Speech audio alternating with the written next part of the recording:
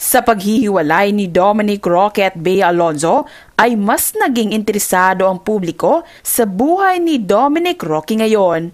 After breakup ay mas lalo pang dumami ang blessings na natatanggap ni Dominic.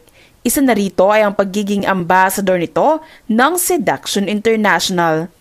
At si Dominic Roque rin ang kinuhang celebrity ni Congressman Pia Cabral ng Taytay Rizal. Doon ay pinagkaguluhan pa ng mga tao si Dom.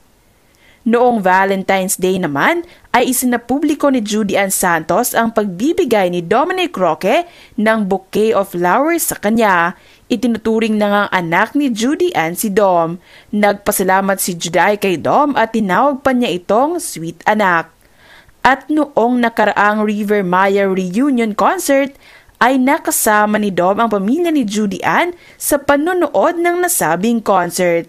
Talagang mahal ni Juday at ng pamilya nito si Dominic dahil nariyan ito sa mga panahong kailangan ni Dom ng makakasama.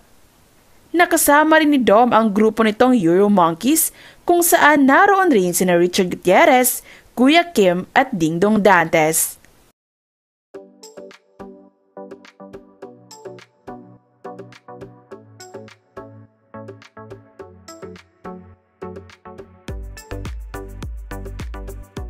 Ayon pa sa mga netizens, makakatulong sa healing ni Dom ang paglalalabas nito.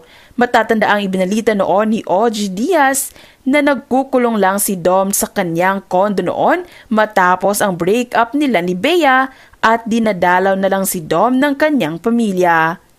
Natutuwa nga ang mga fans ni Dominic Roque dahil ngayon ay tila all smiles na si Dominic at mukhang nakaka-move on na sa breakup nila ni Bea Alonzo.